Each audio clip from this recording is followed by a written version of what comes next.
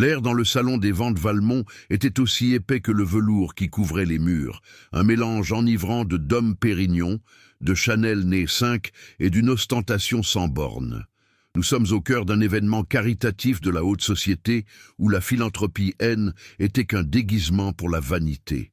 Sous la lumière aveuglante d'un gigantesque lustre en baccarat, elle, élite de la métropole, se mouvait comme des poissons rouges coûteux, tous là pour être vus, pour juger et pour enchérir sur l'objet central de la soirée. Un piano à queue Steinway & Sons, valant une fortune. L'atmosphère était empreinte d'une tension sociale contrôlée. Un lieu où la valeur d'un homme se mesurait à la montre à son poignet et où l'humilité était perçue comme une maladie contagieuse. Ce décor de marbre italien et de murmures dédaigneux était la toile de fond parfaite pour la cruauté qui allait se déchaîner. L'hôte non officiel de la soirée était Ricardo Valmont, 42 ans, l'héritier de l'empire immobilier et l'arrogance personnifiée. Son smoking Armani semblait avoir été moulé sur son corps, et l'éclat de sa chevalière en or aux armoiries familiales reflétait la lumière avec impudence.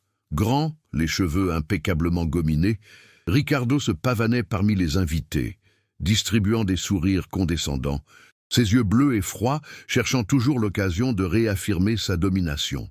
Il avait joué superficiellement du Steinway qu'il s'apprêtait à vendre aux enchères, un morceau de Chopin correct mais vide de âme, recevant des applaudissements polis qui ne firent que gonfler davantage son ego déjà monumental. Maintenant, une coupe de champagne à la main, il cherchait un nouveau divertissement pour ses amis superficiels, et ses yeux se posèrent sur la silhouette qui tentait de passer inaperçue. Cette cible était Miguel Santoro, 38 ans, un homme dont le costume délavé et mal ajusté criait la pauvreté au milieu de tant de luxe. Miguel était l'accordeur de piano, le professionnel invisible qui avait préparé l'instrument pour la vente, un travail technique que l'élite reléguait au service et qui, à leurs yeux, faisait de lui un domestique. Aveugle depuis l'âge de 7 ans, il se déplaçait avec prudence et une dignité silencieuse dans le salon, sa canne blanche effleurant doucement le sol en marbre. Il portait des chaussures cirées mais usées, et son visage, marqué par la tristesse et la sérénité, contrastait avec la jeunesse forcée et plastique des participants. Il venait de terminer son travail et, indifférent au jugement, s'apprêtait à se retirer avec ses outils, se sentant comme un intrus dans ce monde qui n'était pas le sien. La malchance, ou le destin voulut qu'en passant près d'un guéridon, Miguel effleure involontairement le plateau d'un serveur. Le tintement des coupes de champagne brisa brusquement le élégant murmure du salon, et plusieurs têtes se tournèrent, le dédain fleurissant sur leurs visages. Ricardo Valmont se retourna avec une expression de dégoût fin, sentant l'opportunité d'un spectacle facile. « Mais il est encore là, le service est terminé !» lança Ricardo d'une voix qui portait la supériorité comme un uniforme. Un murmure de rire méprisant parcourut le salon. Ricardo s'approcha de Miguel, elle étudiant comme un insecte gênant, son sourire se transformant en une grimace cruelle, nourrie par le besoin d'humilier l'inférieur. « Mesdames et messieurs », annonça Ricardo d'une voix affectée, levant sa coupe pour capter l'attention de tous, « je propose un divertissement différent avant les enchères. » Il marqua une pause dramatique, laissant le silence plein d'attente peser sur Miguel. « Cet homme, » dit-il en désignant Miguel d'un geste condescendant qui englobait l'homme de la tête aux pieds, « passe sa vie à toucher des pianos, en aveugle. Je parie qu'il n'a jamais joué un vrai morceau pour un vrai public, pour des gens qui s'y connaissent en art. » Le rire nerveux s'intensifia. Certains étaient mal à l'aise, mais personne n'osait défier la cruauté de Ricardo Valmont. L'homme d'affaires savourait chaque seconde de l'humiliation d'autrui. Était là son véritable plaisir dans la vie. Ricardo s'approcha si près de Miguel que l'homme aveugle put sentir le parfum coûteux de l'arrogant. Sa voix, haine, était qu'un murmure froid, amplifié par le silence. « Faisons un jeu, un pari, mon cher accordeur. Si vous parvenez à jouer un seul morceau, un seul, qui émeuve ou impressionne vraiment cet auditoire raffiné, je vous transfère toute ma fortune. Il fit une pause, riant aux éclats de l'absurdité de sa propre proposition, qui était évidemment irréalisable. Mais quand vous échouerez, et vous allez échouer, le ton de Ricardo devint plus dur et public. Vous me remercierez publiquement d'avoir un emploi, vous vous agenouillerez et vous embrasserez ma bague. C'est une leçon d'humilité qui vous fera le plus grand bien. Le silence qui suivit cette phrase fut plus coupant qu'un éclat de verre. L'humiliation était si palpable que certains invités baissèrent les yeux, honteux, mais la plupart se contentaient d'observer, attendant l'inévitable chute de l'humble. Miguel resta paralysé, sa canne tremblant légèrement dans ses mains. Il pouvait sentir la chaleur de la rougeur monter à son cou et à son visage, un sentiment d'injustice si profond qu'il le brûlait de l'intérieur. Le mépris de Ricardo N était pas seulement dirigé contre lui, elle, était contre tout ce qu'il représentait. Le travail acharné, l'invisibilité, la dignité tranquille. Mais, malgré le tremblement, au plus profond de la poitrine de Miguel, quelque chose s'alluma. Ce haine n'était pas de la colère, mais une froide détermination. La moquerie de Ricardo avait touché une blessure qui allait au-delà de la fierté personnelle, une blessure liée à un héritage sacré. Les rires et les murmures de dédain n'étaient pas seulement pour l'accordeur. Ils étaient une moquerie envers sa mère, envers son art, envers sa vie. Lentement, il redressa sa posture, l'humiliation se transformant en une dignité d'acier. Au fond, c'était une question de principe. Avez-vous déjà été témoin de quelqu'un humiliant une autre personne publiquement? Qu'est-ce qui, selon vous, a poussé Miguel, au milieu de cette opulence et de ce mépris, à trouver la force de répondre à l'arrogance de Ricardo? Dites-nous votre opinion dans les commentaires, tandis que nous poursuivons cette histoire de résurrection et de justice poétique. La vie de Miguel Santoro avait été une symphonie interrompue par une tragédie précoce. Né dans une famille modeste, sa seule véritable richesse était sa mère, Elena Santoro, une pianiste de concert acclamée dont l'héritage musical fut brutalement réduit au silence par un diagnostic de cancer en phase terminale. Très jeune, Miguel S. était révélé être un enfant prodige, un virtuose qui, à 7 ans, jouait avec une maturité émotionnelle inhabituelle pour son âge. Elena S. était consacrée corps et âme à son éducation, lui inculquant non seulement la technique, mais aussi le profond respect de l'art en tant qu'expression de l'âme. Le piano était leur langage, leur lien le plus intime.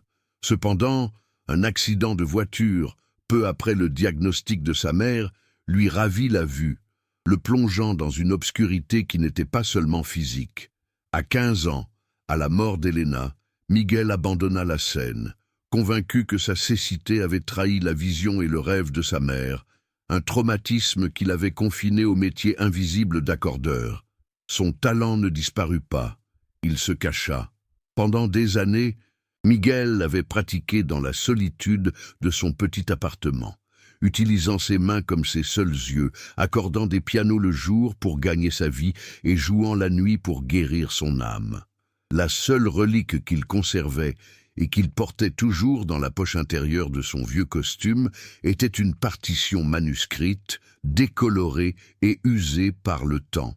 L'arme de lumière, la dernière composition de sa mère, écrite expressément pour lui, mais jamais exécutée en public.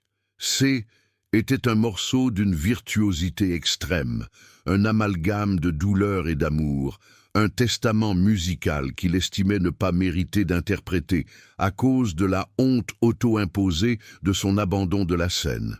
De l'autre côté, Ricardo Valmont représentait le vide plaqué or. Sa richesse était héritée, sa collection d'art, un investissement, et sa passion pour la musique, inexistante. Ricardo collectionnait les pianos rares, non pas pour la beauté du son, mais pour le prestige de la marque et la valeur de revente. Son père avait été un homme travailleur qui lui avait inculqué l'importance du statut. Mais Ricardo avait poussé ce principe à un extrême pervers, croyant que sa fortune lui donnait le droit d'humilier qui il voulait. Sa motivation pour la moquerie était simple, le besoin pathologique d'être le dominant. Aider, écraser quiconque lui rappelait que l'argent ne pouvait acheter ni le vrai talent, ni la noblesse d'esprit. Pour Ricardo, Miguel N. n'était pas un homme. C. était un objet défectueux qui avait osé entraver son chemin, et il méritait d'être écrasé pour son audace et son humilité. La tension dans le salon était insupportable. Ricardo, certain de sa victoire, souriait avec l'orgueil du prédateur, savourant l'anticipation de l'échec de l'accordeur. Les invités, d'abord amusés, retenaient maintenant leur souffle, pris entre le voyeurisme et un malaise croissant. Miguel, d'une voix basse mais ferme qui résonna de manière inattendue dans le silence, accepta « J'accepte ». Le son de ce mot fut comme un coup de fouet. Ricardo, surpris par cette audace, éclata d'un rire strident, tentant de reprendre le contrôle de la scène. Le courage de l'imbécile. Allez-y, choisissez quelque chose de simple. Peut-être joyeux anniversaire. Nous ne voulons pas que vous vous fatiguiez trop, lança-t-il, cherchant le rire du public qui fut cette fois plus forcé. Miguel ignora le sarcasme. Lentement, avec la dignité que seule la véritable humilité peut conférer, il se dirigea vers le piano Steinway, touchant l'ébène poli de ses mains calleuses comme si l'instrument était un vieil ami. Le contraste entre le costume défraîchi de Miguel et la splendeur du piano était une déclaration visuelle de la lutte des classes, une image puissante qui figea la foule. Il s'assit sur le tabouret, le dos droit, sa posture un défi inattendu.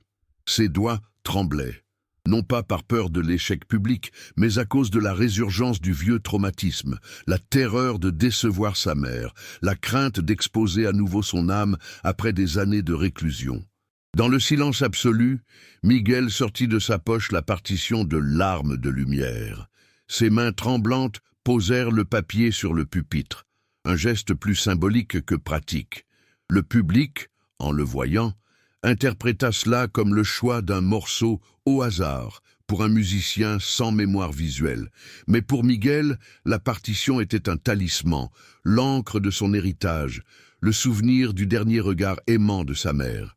Il ferma les yeux, couverts par ses lunettes, respira profondément, et dans un murmure à peine audible, qui sembla pourtant résonner dans tout le salon, il se dit à lui-même, se libérant, « Elle ne voulait pas un prodige, elle voulait un fils, et je veux faire ça pour moi, pour mon âme. » Le dépassement de son conflit intérieur commença à cet instant d'acceptation. Miguel commença à jouer. Les premières notes de « Larmes de lumière » furent une cascade de tristesse, lente et profonde, avec une résonance qui semblait venir du cœur même de la terre.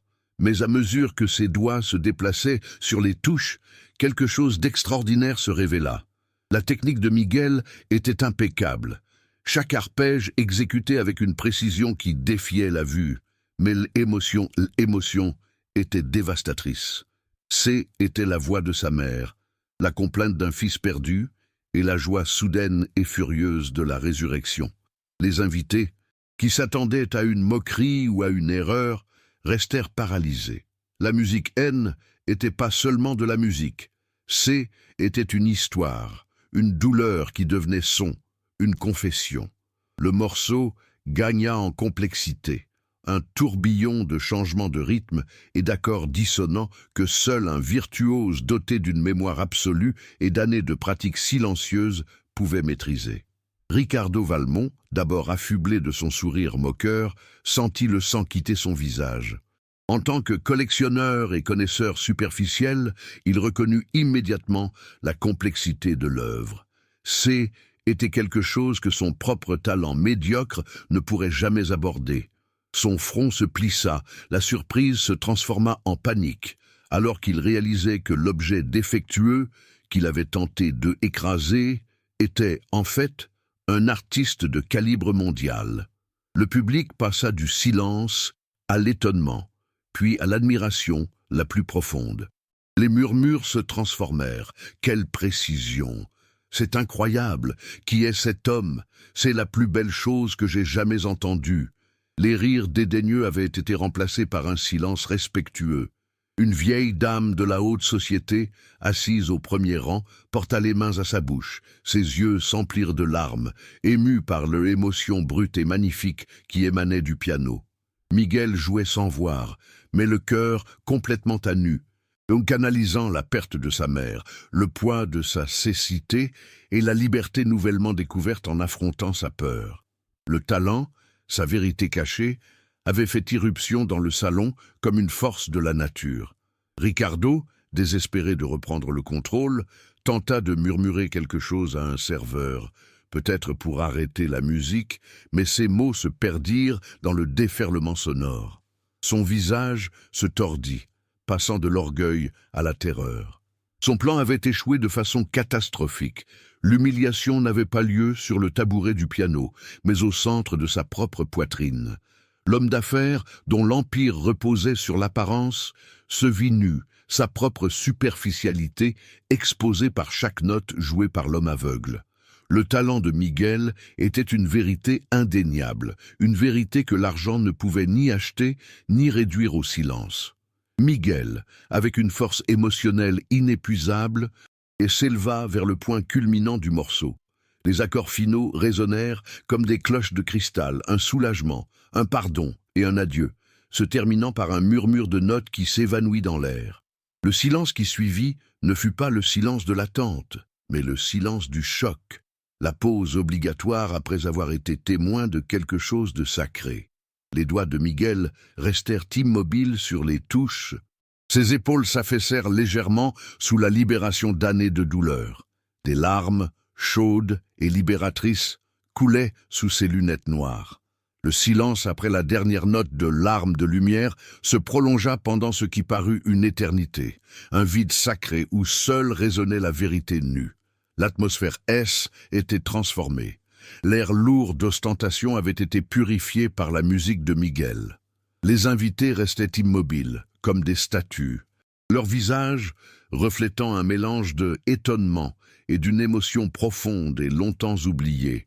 Le morceau n'avait pas été seulement une démonstration de technique, il avait été une catharsis collective, une fenêtre sur l'âme humaine, que la plupart d'entre eux, enveloppés dans leur bulle de richesse, n'osèrent plus ouvrir depuis longtemps.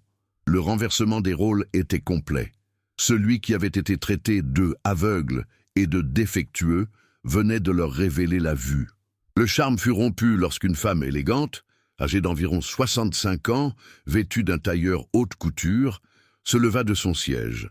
Son nom était Isabelle Loujane, une critique d'art à la retraite et une figure respectée dans le monde de la musique, et ses mains tremblaient alors qu'elle s'approchait de l'estrade. « Mon Dieu, cette composition !»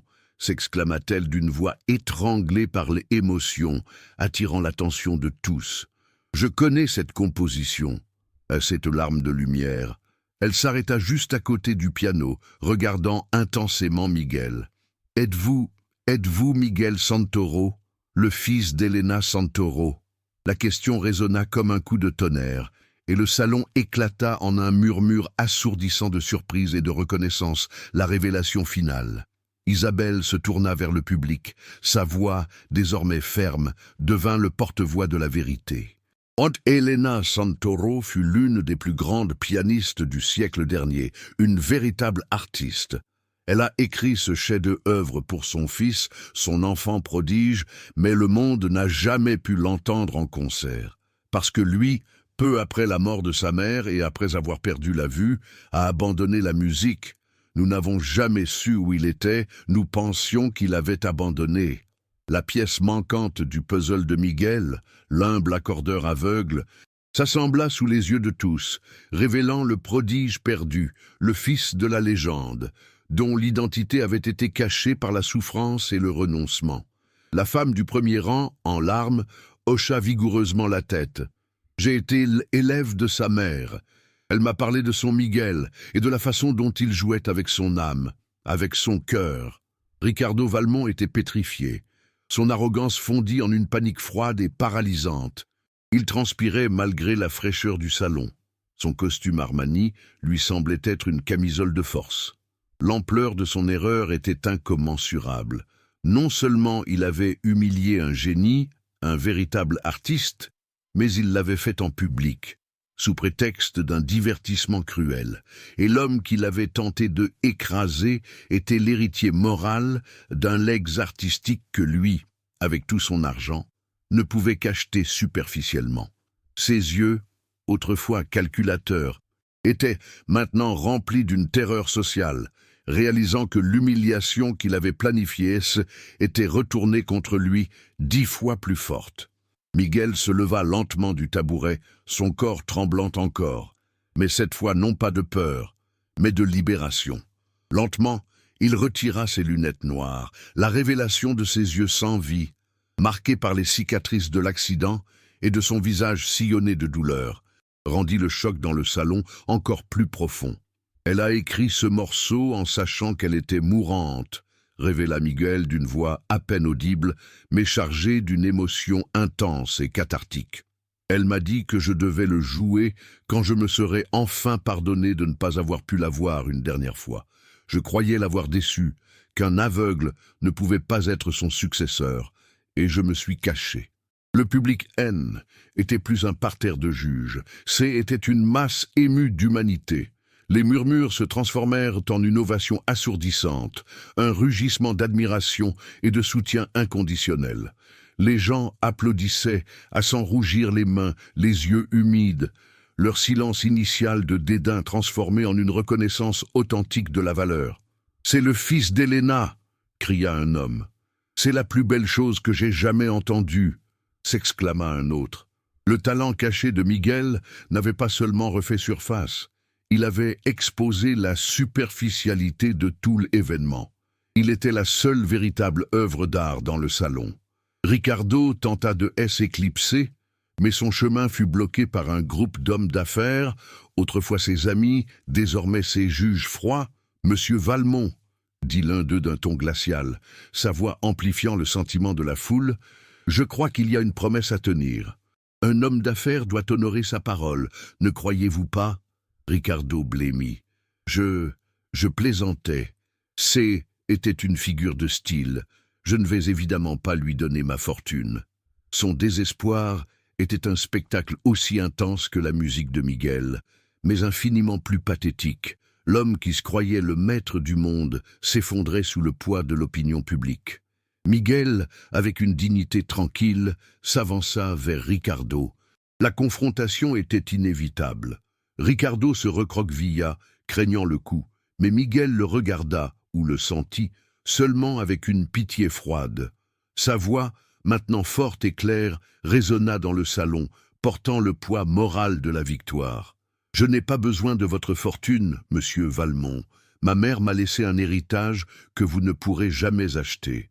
Votre richesse ne peut égaler la dignité d'une seule note bien jouée. » L'affirmation de sa valeur fut un coup fatal à l'ego de l'homme d'affaires.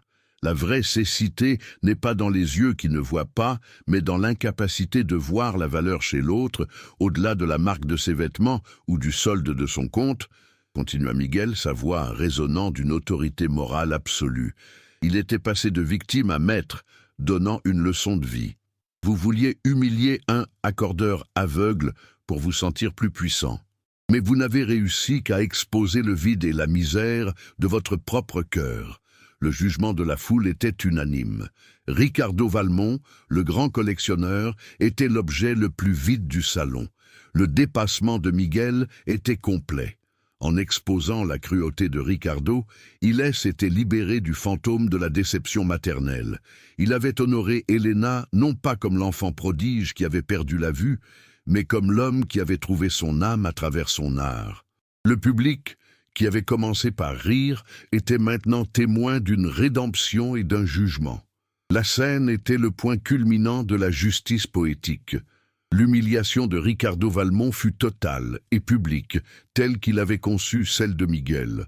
Au lieu de transférer sa fortune, une promesse évidemment irréelle et impraticable, la pression sociale, amplifiée par les caméras et les téléphones portables des invités, le contraignit à un acte de justice poétique bien plus dévastateur pour son ego que n'importe quelle perte d'argent. Le directeur de l'événement, sentant le vent tourner, monta sur l'estrade et fit 3 annonces qui scellèrent le destin de Ricardo. Premièrement, Valmont devait créer une fondation Elena Santoro, financée à hauteur de 50% de ses actifs liquides personnels, dédiée à soutenir les musiciens malvoyants. Deuxièmement, il devait faire don du piano Steinway, fraîchement acquis, à Miguel Santoro, avec une plaque commémorative gravée de la vérité de cette soirée. Troisièmement, et le plus douloureux pour son arrogance, Ricardo Valmont fut contraint, publiquement, de s'agenouiller devant Miguel Santoro et de lui présenter ses excuses, non seulement à lui, mais à tous ceux que j'ai sous-estimés en raison de leur apparence, de leur classe sociale ou de leurs conditions. Ricardo, pâle et tremblant, dépouillé de son sourire condescendant, s'agenouilla lentement, son costume Armani frôlant le marbre, dans un moment capturé et viral qui devint, l'épitaphe de sa réputation. Son arrogance avait été son propre bourreau. Miguel, debout, accepta les excuses non pas dans un esprit de vengeance, mais avec une pitié qui l'anoblissait encore davantage. Le piano, désormais légitimement sien, était plus qu'un instrument. Était la matérialisation de son héritage et la fin de son exil auto-imposé. Miguel, les yeux encore rougis, mais la voix rayonnant de calme et de conviction, s'adressa au public une dernière fois, son message résonnant au-delà des murs du luxueux salon. « Je n'avais pas besoin de la fortune, mesdames et messieurs. Ce dont j'avais besoin, était de me rappeler à moi-même, et à vous tous, que la dignité n'a pas de prix, que le talent ne demande pas la permission d'exister, et que la cécité la plus profonde est l'incapacité de voir la valeur humaine au-delà du matériel. J'espère que la Fondation Elena Santoro sera un rappel constant que la véritable richesse réside dans la capacité de ressentir et de créer. » Son discours fut accueilli par la plus longue ovation de la soirée, le public n'applaudissant plus seulement l'artiste, mais le héros moral qui leur avait donné une leçon inoubliable.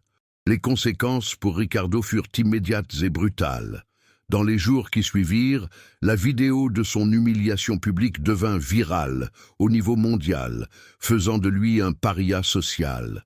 Les sponsors abandonnèrent ses entreprises, son nom fut retiré des conseils d'administration, et ses anciens amis, évitaient, craignant d'être entachés par sa réputation d'homme superficiel et cruel. Son empire social s'effondra, non pas à cause de la perte d'argent, qui fut gérable, mais à cause de l'exposition de son caractère pourri. Pour Ricardo, la plus grande perte ne fut pas sa richesse, mais la honte, une leçon que l'argent ne pouvait acheter. Miguel, en revanche, embrassa sa nouvelle réalité avec gratitude. Il reçut de nombreuses offres pour remonter sur scène, non seulement pour son talent, mais pour la force de son histoire.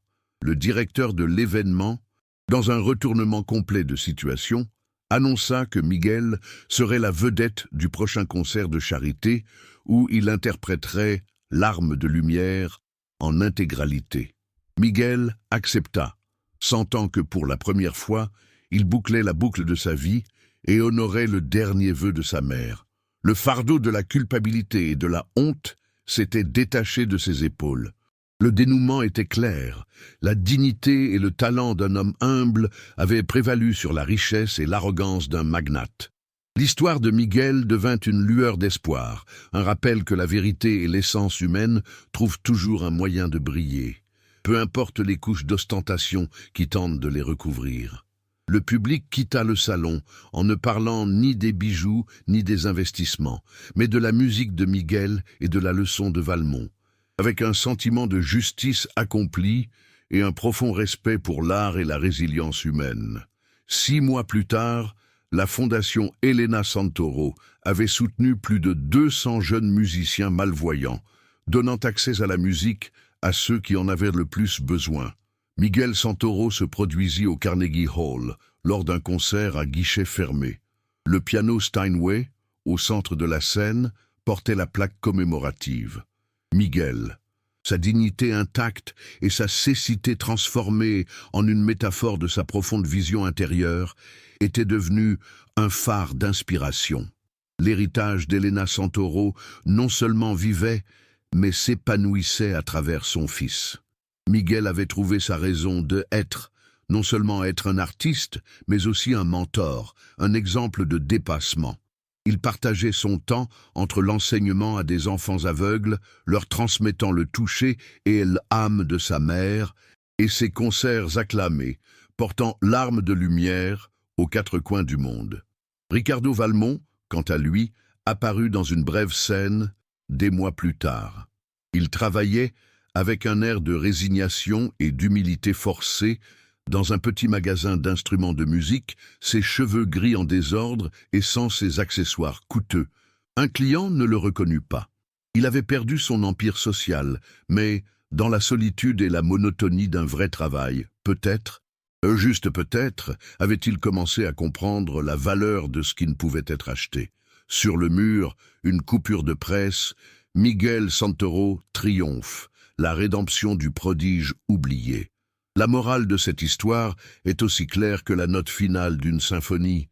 La vraie cécité n'est pas dans les yeux qui n'allument pas la lumière, mais dans l'âme qui est incapable de reconnaître l'humanité et la valeur chez les autres. La dignité, la mémoire et le talent ne demanderont jamais la permission de s'épanouir. Ils sont la seule fortune que ni la mort ne peut voler, ni l'arrogance ne peut acheter. Nous sommes arrivés à la fin de cette intense histoire de dépassement et de justice poétique.